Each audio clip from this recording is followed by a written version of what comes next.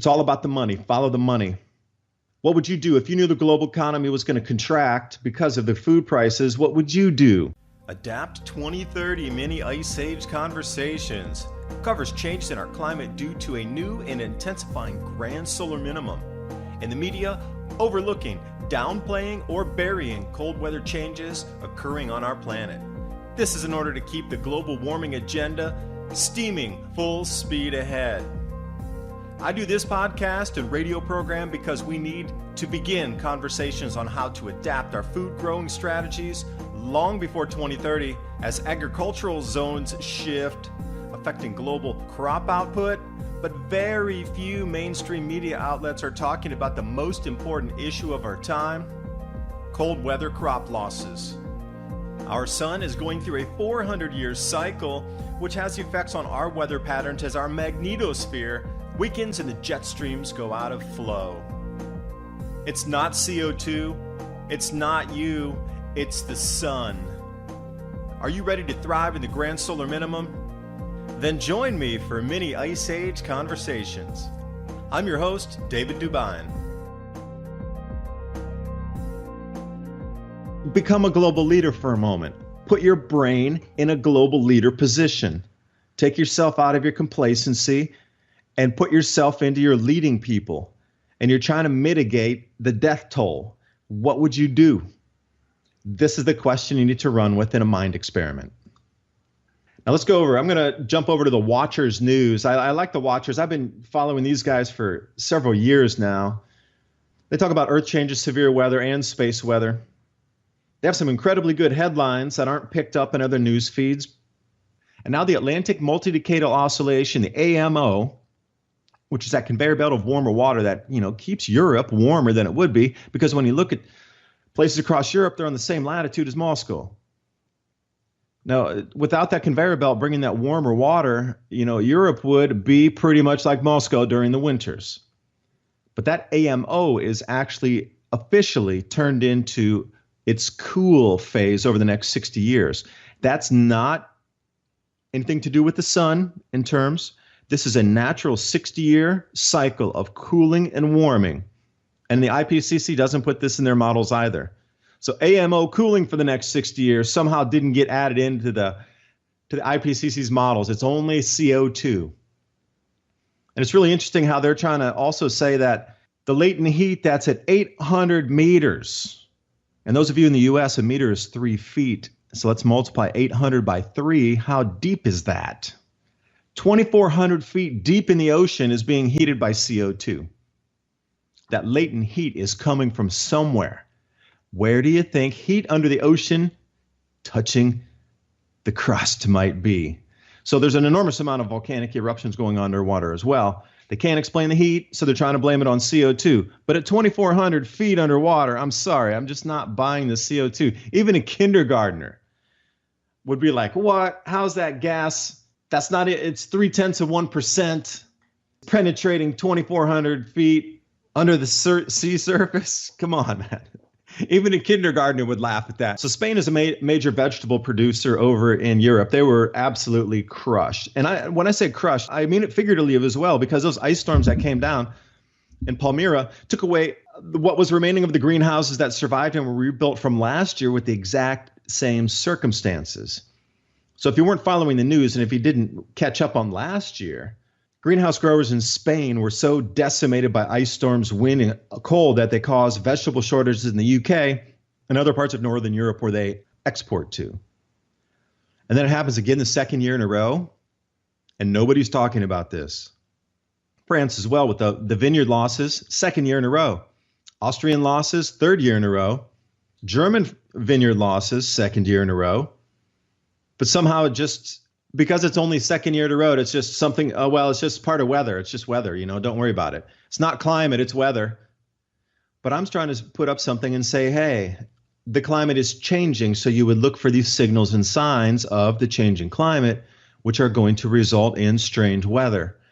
Now, if you know what you're looking for in a fingerprint of the grand solar minimum, and you use a history book, you go back through history and you read about the accounts of the time, then you can find these GISP 1,000-year temperature reconstructions using ice core data, which the IPCC loves to talk about the ice reconstruction temperature record, and they use that as the Bible to prove global warming. But if you go any further back than just a couple hundred years, they don't want to talk about that because it proves that natural variability in temperatures. So people always ask, how are you getting your information to put these forecasts out for cooling in the future?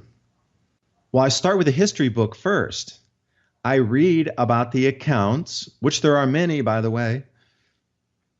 Not as much as today on the modern internet. There's millions of stuff on the internet that you could research about today's modern weather in the last 50 years. But when we take steps back in time, back into the early 1800s, there's remarkably good records. There was an enormous amount of settlers around, and there's really good records kept for the last 200 years.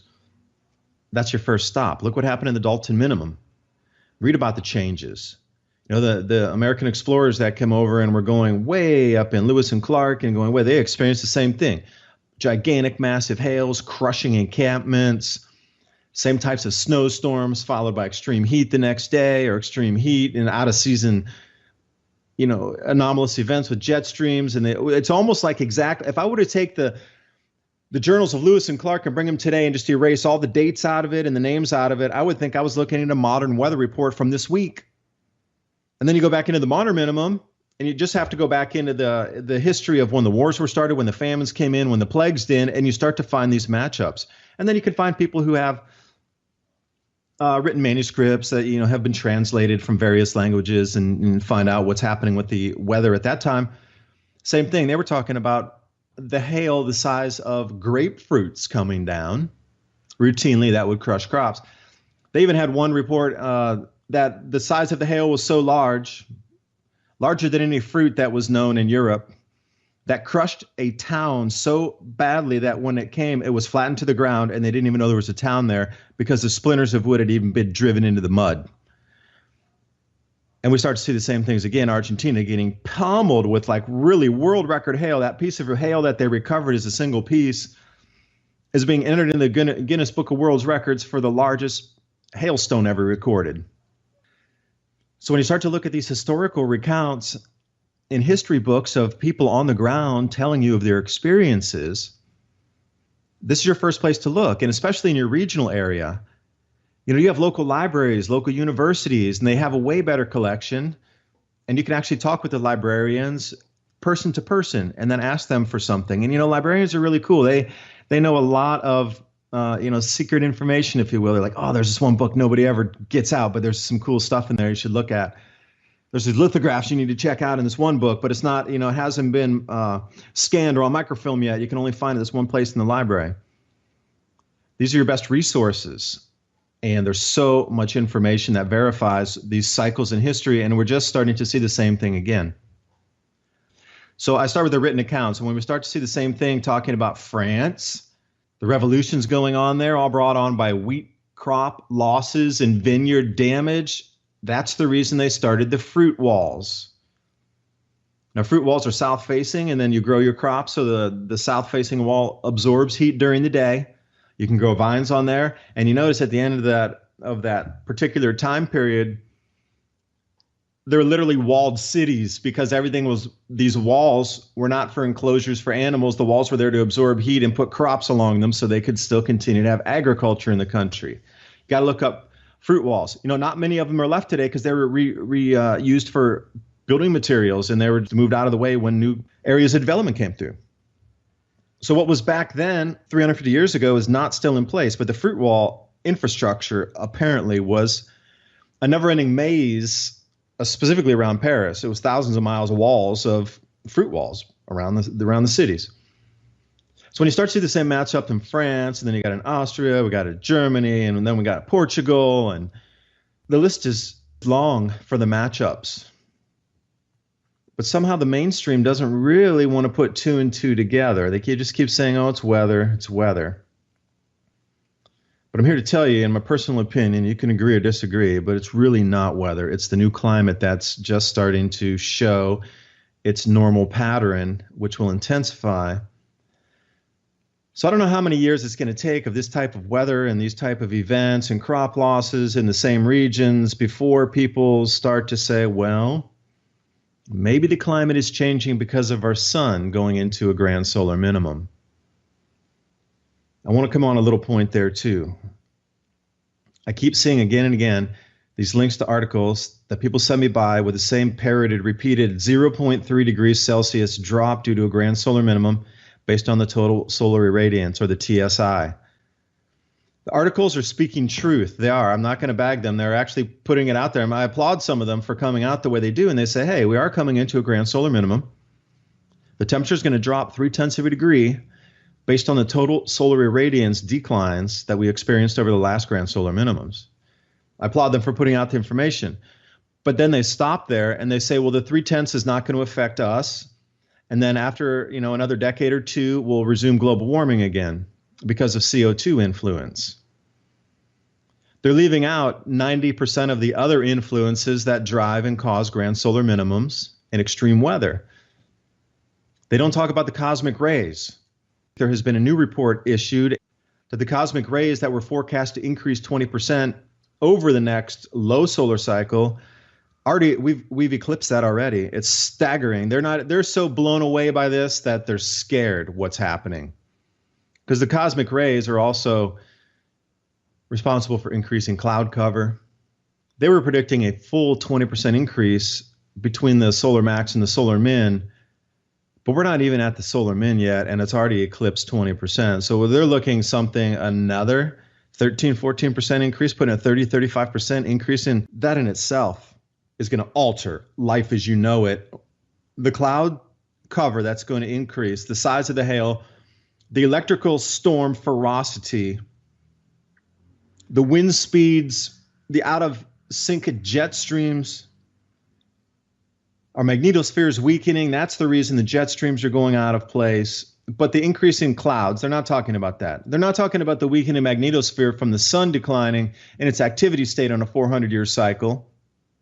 They surely peg in these articles with 0.3 of a degree of cooling based on TSI drop from the grand solar minimum.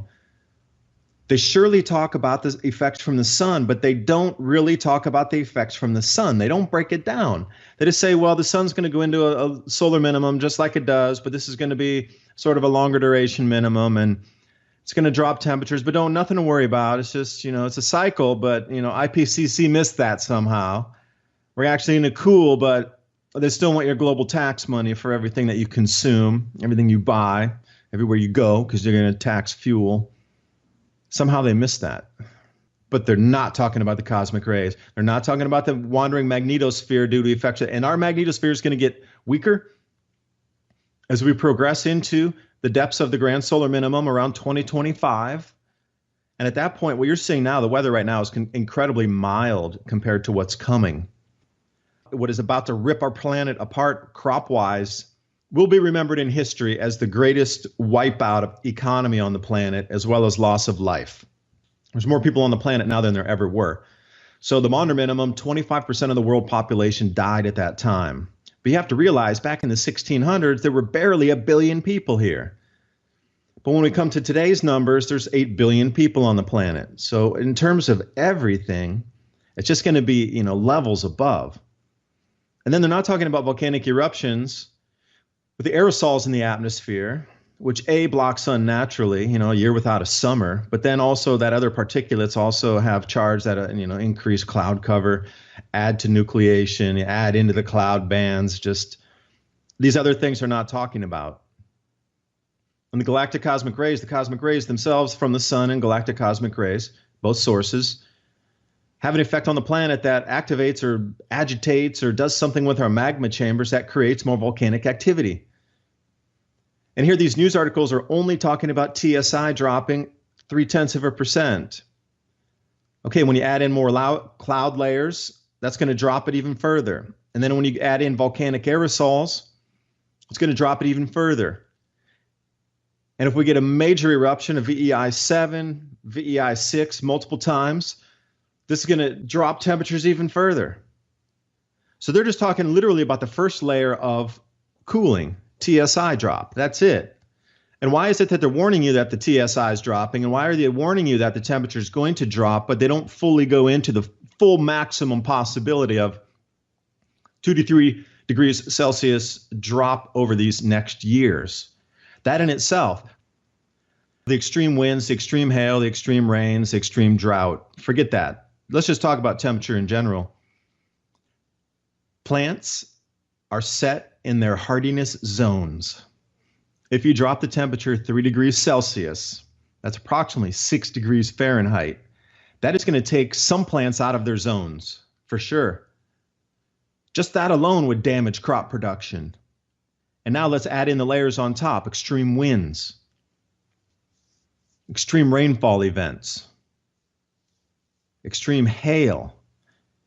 And we start to see this, extreme drought. And that's another thing that the IPCC loves to say, that droughts caused by CO2, but you just really need a history book. And you can start to see that climatically, droughts are part of this. And California's, after it gets through this rainy period, what we see in these next few years, it's going to go into a mega drought. Far beyond this little drought that they had over the last few years, where everybody's saying, oh, the water's going to run out, the drought. That's small in comparison to a grand solar minimum drought that encompasses that part of the planet. Deserts become wetter. So what's considered Four Corners area right now is going to bloom. And here's the thing about South Africa too. South Africa dries out and gets into a mega drought during this time. Cape Town running out of water, crops being lost, super floods. You know, here's the thing that I even talked to some farmers. I was really interested because of the land confiscation going on down there. So I actually called some people I know that still are farmers down there, and I talked to them, and I talked to some other people I'm associated with and know that are South Africans that still have families and farms and businesses down there. I wanted to get the firsthand report of the crops. So I called down there, called somebody over around Durban, and then I called somebody down near Cape Town, both, 2 people, and then I had an intermediary friend who's not there right now, but we just talked. So I got 3 different sources, and then they made some calls and they got back to me with some information because of the answers I couldn't get when we had our own questions going on here. First thing is the farmers reporting.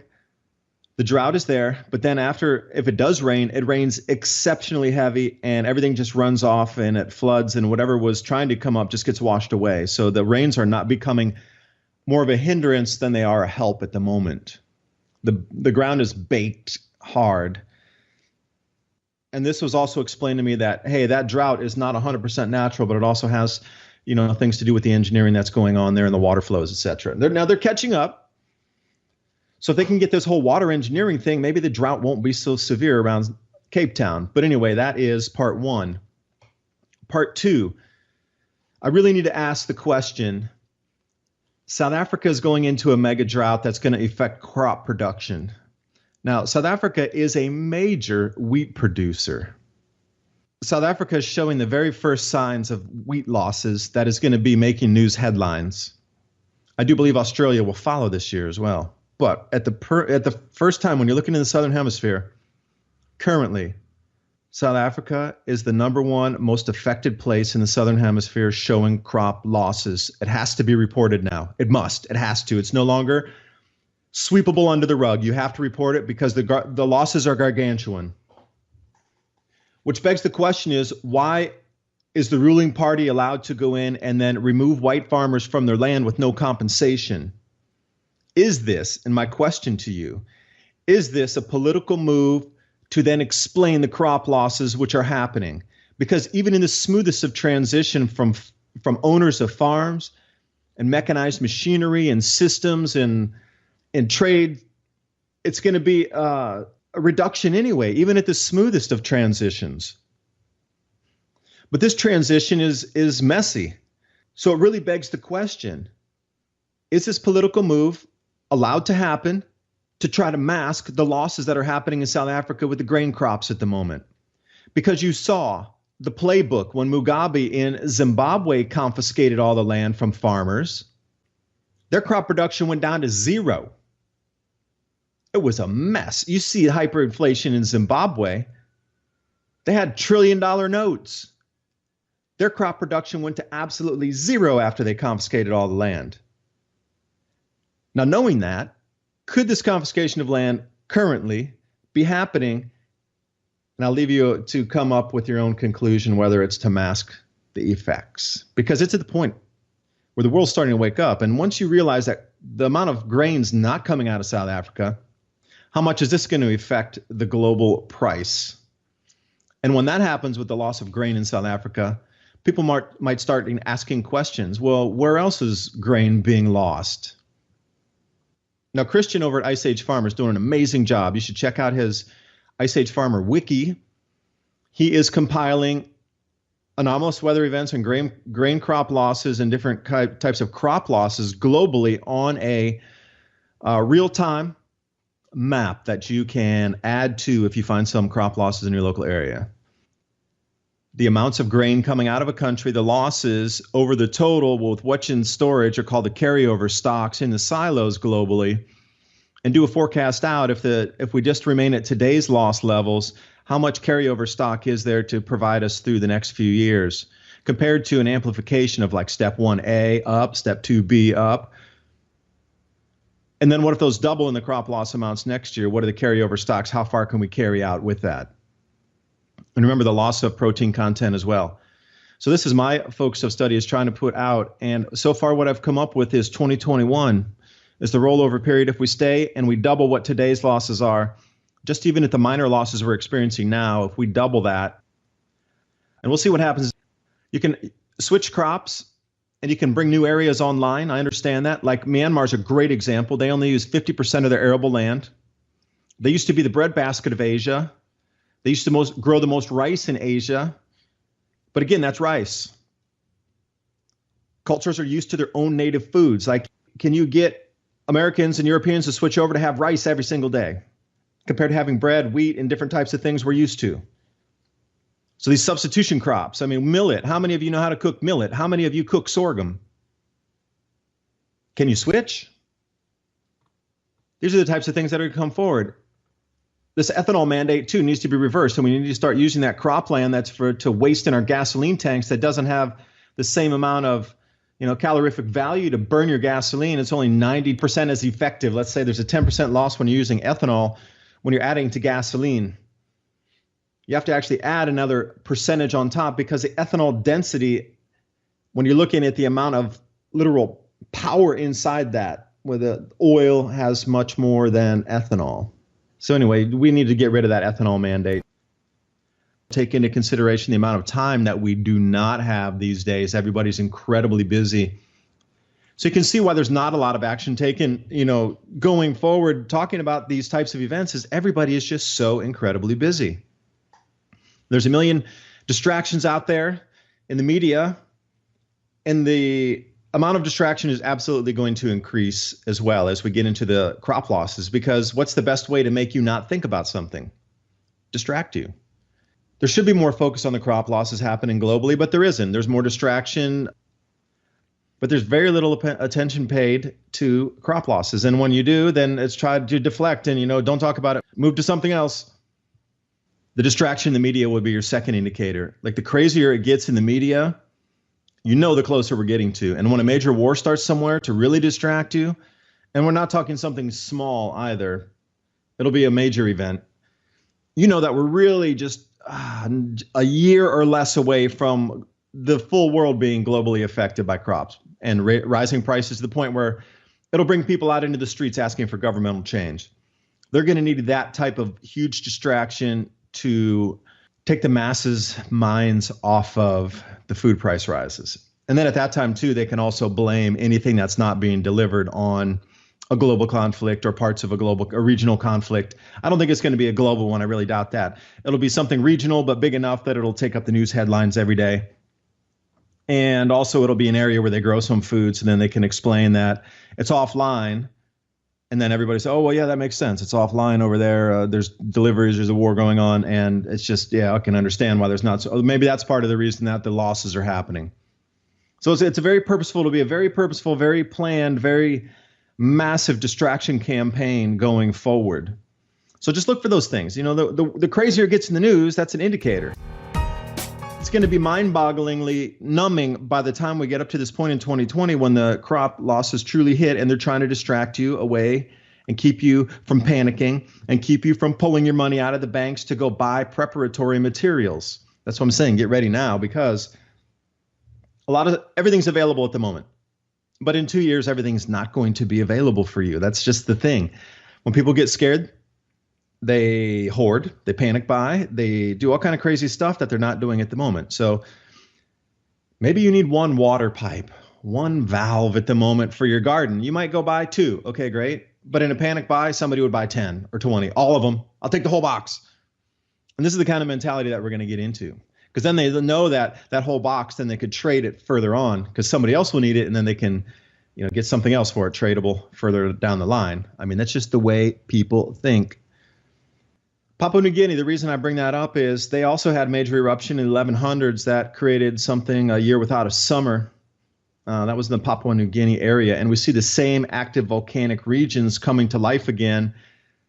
Sinabung, that's just connected to the Toba magma chamber anyway.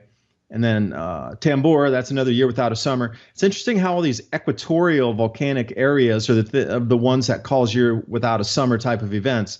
The further up you get, north or south in the latitude, so the Cascadia Range, even if it erupted huge, would only have a regional effect and just cool moderately parts of the northern hemisphere. Where when you get massive ash plumes up into, seems like the equatorial band, they're able to spread more evenly or something, but there's a direct correlation on equatorial eruptions and the amount of effect it has cooling compared to more northerly eruptions and the effect it has regionally on cooling. Done a couple of videos on that specifically. Got a lot of land splits. There's so many more sinkholes and land rifts opening up, and you just need to wonder what's happening with the crust of our earth when we're seeing so many of these holes and cracks. But again, when you go back into Sasha Dobler's work over on abrupt earth changes, he's talking about the spore minimum in Europe, and they talked about the exact same thing, the ground opening up, foul-smelling gases coming out, foul-smelling gases killing birds and flocks of birds. The same exact thing that is happening around has been nothing more than a repeat in history, cataloged by, people alive at that time. And mark my words, 100,000 people pull all their money out of their retirement savings. It's not going to really dent a market. I understand the bank will be very pissed, and you'll probably have to do a Himalayan-sized mountain of paper to explain why you want to pull your funds out early. Because by the law, you deposit your money in a bank, it's not yours, it's the bank's. You gave them the right to your money. It's called a bail-in. So whatever happens with the bank, they take your money first because you legally gave the money to them. It's not yours anymore. If you're holding money in a bank account, it's not yours. Sorry. So when you want to get it out, they ask all types of questions. Now you want a few $1,000s out. A friend of mine wanted to buy a used tractor, super cool tractor. It was from, we were going to refurbish it and put a new one. I learned a lot about, tractors and tilling and things. I didn't know that before. I was really thankful. But he wanted to pay cash for this. So he was telling me the story about, he wanted all these papers from the bank, and it was his own money, and he'd been a customer for like 20 years at this bank, knows the people there, it's a small town. Knows everybody by name, they know him, and they still needed all this paperwork just to get cash out. So he could even buy a tractor locally, and the people in the bank knew the dude he was going to buy the tractor from. And they still needed all this paper to explain why he wanted his own money out. Now, this is at a local bank where everybody in the community, in the farming community, everybody knows everybody else, but they still needed that much paperwork to get his own money out of the bank, cash. What's going to happen when people want to cash out their retirement funds early to get ready for the grand solar minimum? What happens when people really pull all their money out of the bank? What happens when they cash out all their stocks?